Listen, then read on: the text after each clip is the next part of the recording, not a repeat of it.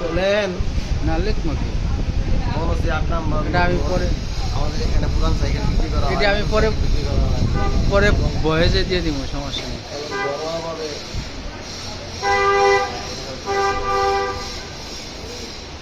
এটা কি দিতে হবে পরে দিয়ে দিব।